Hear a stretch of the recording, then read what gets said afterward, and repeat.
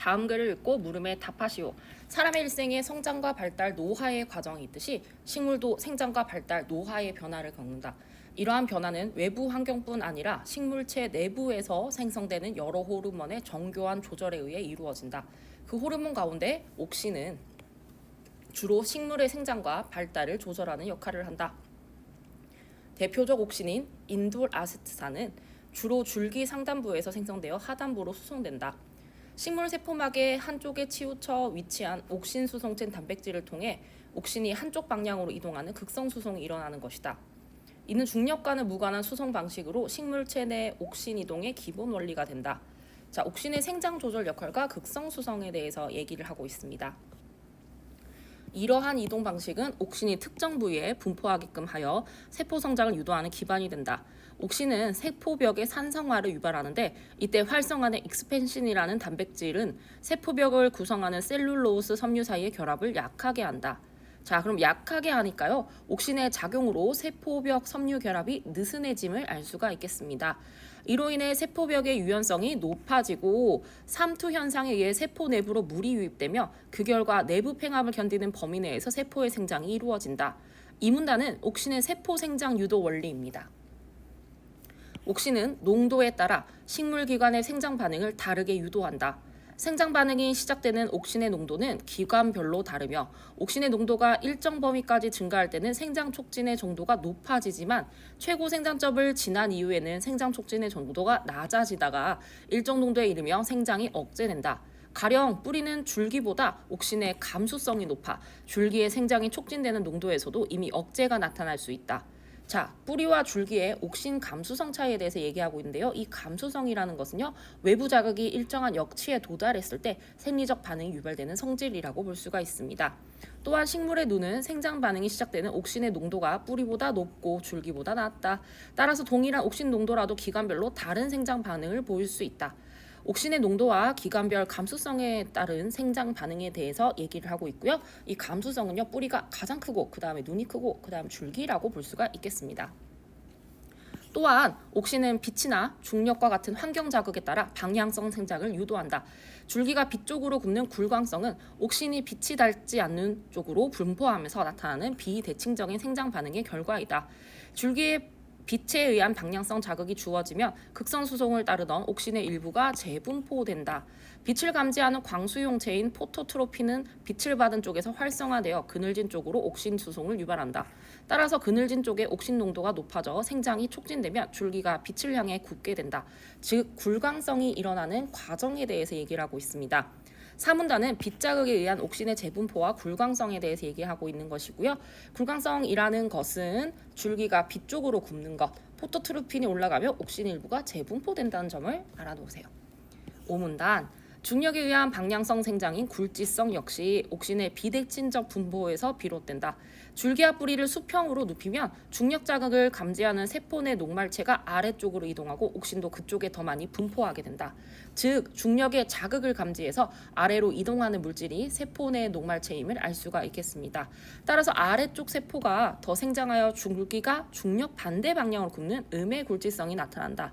반면에 뿌리는 옥신에 대한 감수성 차이로 인해 뿌리 아래쪽 세포의 생장이 억제된다. 그 결과 뿌리가 중력 방향으로 굽는 양의 굴지성이 나타난다. 즉 줄기와 뿌리의 굴지성 차이에 대해서 얘기하고 있고요. 오문단은 중력 자극에 의한 옥신 재분포와 굴지성에 대해서 얘기를 하고 있습니다.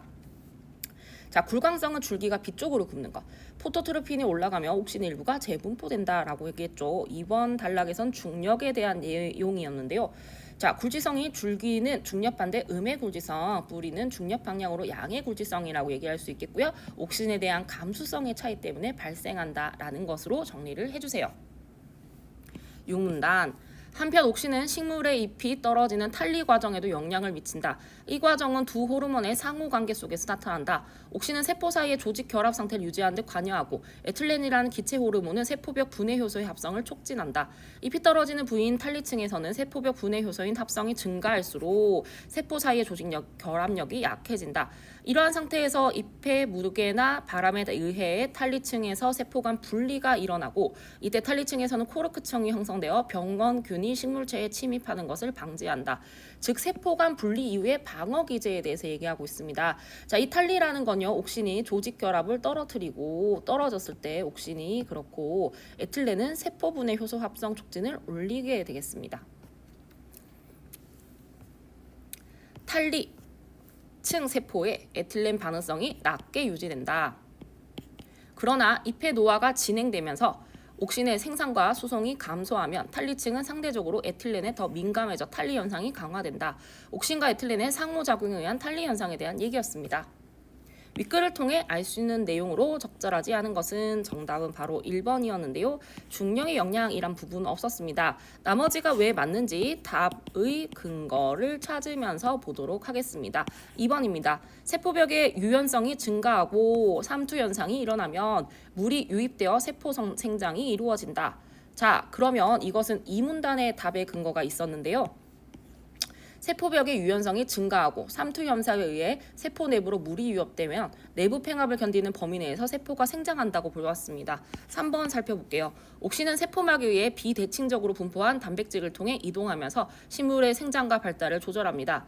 3문단에 답의 근거가 있었고요. 옥신은 식물 세포막의 한쪽에 치우쳐 위치한 옥신 수송체 단백질을 통해 이동하면서 식물의 생장과 발달을 조절한다라고 적혀 있었습니다. 4번 살펴볼게요. 답은 6문단에 제시가 돼 있었습니다. 탈리층에서는 세포 사이의 조직 결합력이 약화되면 코르크층이 형성되어 병원균의 식물체임을 방지한다라고 돼 있죠. 식물체 침입을 방지한다. 맞는 선지가 되겠고요. 5번 보겠습니다. 6문단의 답의 근거가 있습니다. 잎이 떨어지는 부위인 탈리층에서는 세포벽 분해 효소의 합성이 증가할수록 세포 사이의 조직 결합력이 약해진다라고 적혀 있었습니다. 그래서 5번도 맞는 선지가 되겠습니다. 윗글을 바탕으로 보기를 이해한 내용 중 적절하지 않은 것은 다음은 옥신의 농도 증가에 따른 반응을 나타낸 것이다.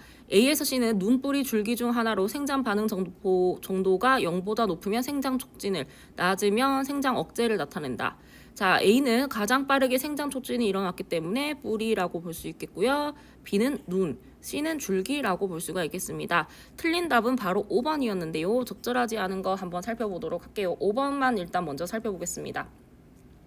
옥신의 농도가 일정 범위까지 증가할 때는 생장이 촉진되지만 최고 생장점을 지난 이후에는 생장 촉진 정도가 낮아지다가 일정 농도에 이르면 오히려 생장이 억제될 수가 있습니다. 자, C는 B보다 생장 반응이 처음 나타나는 농도와 생장 촉진이 억제로 전환된 농도가 모두 높게 나타납니다.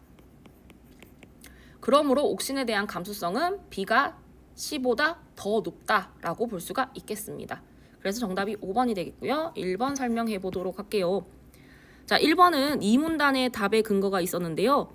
A는 농도가 M1에 도달한 이후 M2에 이르기까지 생장 반응 정도가 0보다 낮으므로 생장 억제가 나타납니다.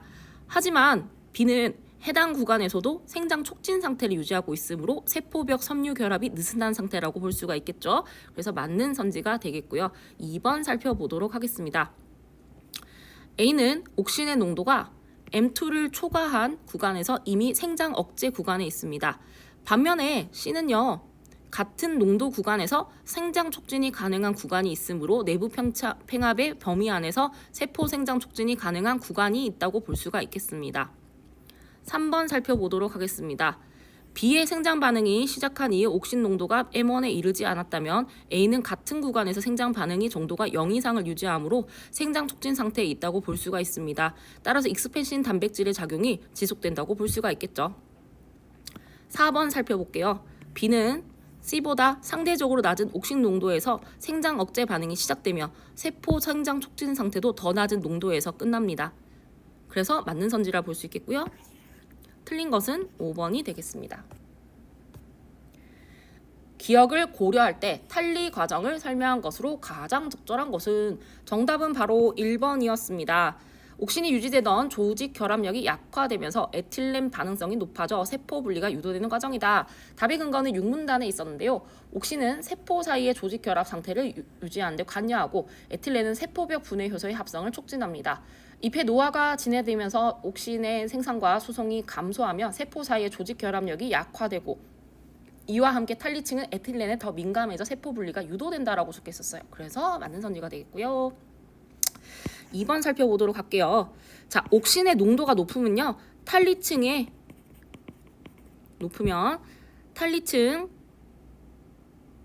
세포의 에틸렌 반응성이 낮게 유지됩니다. 하지만 옥신이 에틸렌의 작용을 억제하는 것이 탈리 과정에 영향을 미치는 것은 아닙니다. 그래서 틀렸고요. 3번 살펴보겠습니다. 탈리 과정은 옥신과 에틸렌의 농도가 모두 높아져서 나타나는 과정이 아니라 옥신의 농도가 감소하여 탈리층이 상대적으로 에틸렌에 더 민감해져 나타나는 것이기 때문에 틀렸다라고 볼 수가 있겠습니다. 4번 보겠습니다. 에틸렌의 농도가 증가하며 옥신의 농도 변화와 관계없이 아니죠. 상호관계 속에서 일어나는 거라서 탈락입니다. 5번입니다. 외부 환경의 변화가 아니라 두 호르몬의 작용이 주된 것이었죠. 틀렸습니다. 정답은 바로 1번이었습니다. 윗글을 바탕으로 보기에 가나를 이해한 내용으로 가장 적절한 것은 다음은 어떤 식물체의 생장을 관찰하여 기록한 식물 관찰 인치 중 일부이다. 어린 식물의 줄기 오른쪽에 광원을 배치하고 변화를 지켜본 결과 줄기의 윗부분이 서서히 뒤쪽으로 기울어지며 굽는 현상이 관찰되었다. 이것이 굴광성에 대한 내용이죠.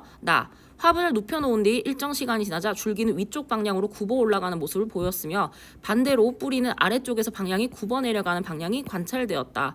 자, 바르게 이해한 것은요. 정답은 4번이었습니다. 가에서 줄기의 그늘진 부분이 생장이, 나에서는 눕힌 줄기의 아래쪽 부분이 생장이 크게 일어나 굽는 현상이 발생된 것으로 볼 수가 있겠고 맞는 선지가 되겠고요. 1번부터 왜 틀렸는지 살펴보도록 하겠습니다.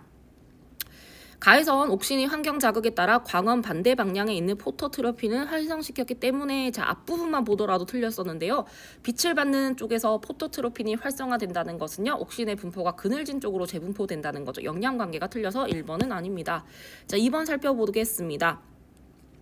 자 이렇게 나눴을 때 뒷부분이 틀렸는데요. 자, 빛의 방향으로 굽습니다. 이쪽으로 하는 것이 아니라 자, 3번 보도록 하겠습니다. 중력 자극의 방향에 차이가 있는 것이 아니라 중력 자극의 방향은 아래쪽이 되겠죠. 옥신에 대한 감수성의 차이 때문에 생장 촉진 및 억제 그 정도가 다르게 나타난다라고 볼 수가 있겠습니다. 자, 5번 볼게요. 가에서는 옥신의 극성 수송이 줄기의 굽는 방향을 결정하고 포토트로핀의 활성화로 인한 옥신의 일부가 재분포, 빛과 관련되는 것을 설명하고 있습니다. 자, 나에서는 중력에 따른 녹말체의 위치 차이가 줄기와 뿌리의 굽는 방향을 결정한 것을 볼 수 있겠군이라고 되는데요. 자, 이거는 중력의 영향으로 아래쪽에 있을 것이기 때문에 또 틀린 것이 되겠습니다. 정답은 바로 4번입니다.